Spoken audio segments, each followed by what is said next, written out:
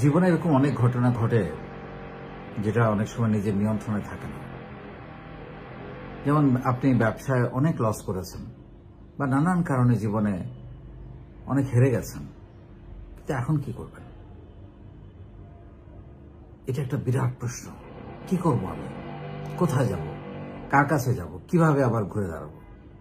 অনেক সময় mental breakdown করে অনেকে এরকম পরিস্থিতিতে আত্মহত্যার সিদ্ধান্ত নেয়। এরকম আমি অনেক কেস দেখেছি। প্রথম কথা হচ্ছে, আত্মহত্যার সিদ্ধান্তটা চরম ভুল। এটা করা যাবে না।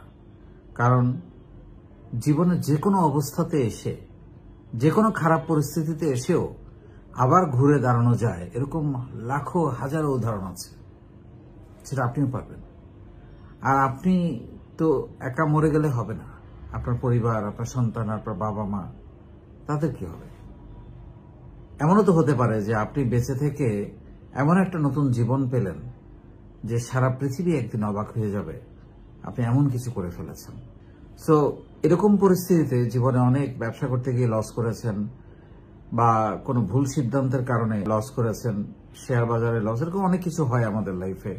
বা অনেক সময় নানান ভুল প্রজেক্টে ইনভেস্ট করে লস করা হয়। কাউকে হয়তো ধার দিয়েছেন, টাকা ফেরত পাচ্ছেন না, এরকম নানান ঘটনা ঘটে লাইফে। বা ব্যবসা করতে দিয়েছেন, উনি বলছেন লস হয়ে গেছে, আপনার কোনো দোষ নাই, কিন্তু আপনি না বুঝেই হয়তো তাকে টাকাটা তুলে দিয়েছেন। সেসব ক্ষেত্রে আপনি কি করবেন? প্রথমে যে কাজটা করতে হবে সেটা হচ্ছে একটা লিস্ট করতে হবে যে আমার কি কি ভুল ছিল এখানে। এটা একদম প্রথম কাজ, যে আমার কি প্ল্যানিংয়ে ভুল ছিল, আমার কি এখানে যাওয়াটা সব ভুল ছিল, আমার কি ইগোর কারণে এই প্রবলেমটা হয়েছে। অনেক সময় হয় অনেক চালু ব্যবসা শুধুমাত্র ইগোর কারণে ধ্বংস হয়ে যেতে দেখেছি আমি। ইগো আর কিচ্ছু না। ব্যবসায় ইগোটা বাদ দিতে হবে। জিদ দরকার, ইগো না, জিদ। এবং সেটা নিজের ভেতরে লালন করতে হবে। ইগোটা তো আমরা প্রকাশ করে ফেলি। ইগো আপনার থাকবে, কিন্তু সেটা প্রকাশ করতে জানান না, সেটা দেখানোর অনেক জায়গা আছে। সো ওই তালিকাটা করেন যে আমার কি এখানে যেভাবে যে পদ্ধতিতে আমি টাকা দিয়েছি সেটা ভুল ছিল, প্রোডাক্ট নির্বাচনটা ভুল ছিল, ম্যানেজমেন্টের দুর্বলতা ছিল, সঠিক টিম পাই নাই, এইটা লিস্ট ডাউন করেন আগে। বা এইখানে আমার বিনিয়োগ করার জন্য আগে যে স্টাডি করা দরকার ছিল, মার্কেট রিসার্চ করা দরকার ছিল, বা জানে এরকম 5-10 জন লোকের সাথে কথা বলা ছিল, এগুলো বলি নাই আমি, খোঁজখবর নেই, সেগুলো আগে আপনি যাচাই করেন। বা যে প্রোডাক্ট বা সার্ভিসের জন্য আপনি এখন নেমেছেন সেটা হয়তো সেটার উপযোগিতা এখন আর নাই, হয়তো একসময় ছিল, এগুলো একটু অ্যানালাইসিস করেন আগে। তারপরে আবার দুইটা সিনারিও তৈরি হয় আপনি যখন লস করেন। একটা সিনারিও হচ্ছে যে আপনি এতটাই লস করেছেন যে আপনার কিছু ঋণ হয়ে গেছে।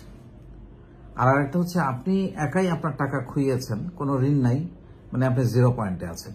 0 পয়েন্টটা অনেক ফেভারেবল, কারণ ওই জায়গা থেকে চাইলে আবার শুরু করা যায়। ধরে নেন আপনি আগে কিছুই করেন নাই, শুধু অভিজ্ঞতাগুলোকে সাথে নিয়ে আসেন, এখন আপনি আবার শুরু করেন। আর যদি আপনি ঋণে থাকেন, ঋণের বোঝা দুইভাবে টানা যেতে পারে। একটা, যদি আপনার কোনো স্থাবর বা কোনো স্থায়ী সম্পদ, স্বর্ণ অলংকার বা জমি পড়ে থাকে, একদম কোন রকম দুশ্চিন্তা না করে, বা আপনি হারাই ফেলতেছেন, আমার শেষ অবলম্বন একটুকু জমি বা একটু স্বর্ণ বা একটুকু সম্পদ আমার ছিল, এটা আমার বিক্রি করে আমার ঋণ শোধ করতে হবে, করে ফেলেন। জাস্ট বিক্রি করে ঋণ শোধ করে ফেলেন।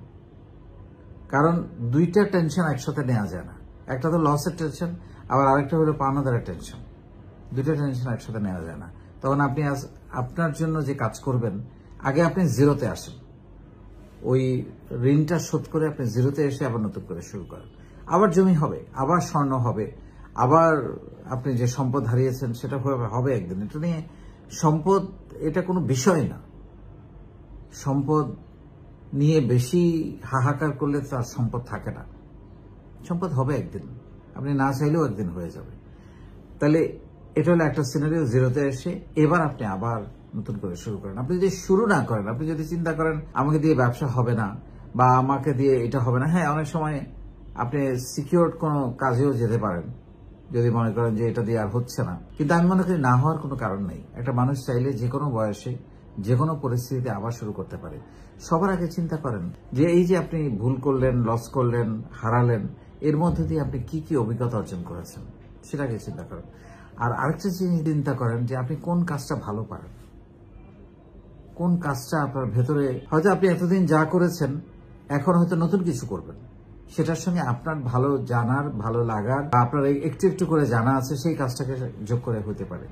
এতদিন হয়তো অন্য আরেকজনের পরামর্শে কাজ করেছেন, এখন নিজের পরামর্শে কাজ করেন। সো আমার কথা হলো, থেমে থাকা যাবে না। যে কোনো পরিস্থিতিতে একটা মানুষ বিপদে পড়তে পারে, বিপর্যস্ত হতে পারে, ঋণগ্রস্ত হয়ে যেতে পারে, সর্বনাশ হয়ে যেতে পারে, কিন্তু তারপর তার অর্থ এই নয় যে আমি শেষ। আপনার একটা সুস্থ শরীর আছে, একটা ব্রেন আছে, মেধা আছে, আপনি একজন হাঁটাচলা করতে পারা মানুষ, আপনি কেন হেরে যাবেন? আপনি আবার শুরু করবেন, এবং আপনি হেরে যাবেন তখন যদি আবার শুরু না করেন।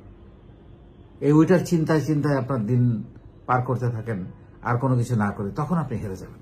আপনি যদি আবার শুরু করেন কোনো একটা কিছু দিয়ে, কোনো একটা সৃজনশীল কাজ দিয়ে, কারো কাছ থেকে অল্প স্বল্প টাকা নিয়ে, বা ওই যে বললাম কিছু গচ্ছিত কিছু থাকলে সম্পদ, সঞ্চয়, স্বর্ণ বা জমি, সেগুলো বিক্রি করে হলেও আবার শুরু করতে হবে, কারণ আপনার এই এক্সপেরিয়েন্সটা তো কাজে লাগবে। সো বসে থাকা যাবে না, থেমে থাকা যাবে না। আপনি পড়ে যাবেন, হোঁচট খাবেন, আবার উঠে দাঁড়াতে হবে এবং বলতে হবে আমি আবার ফাইট করব।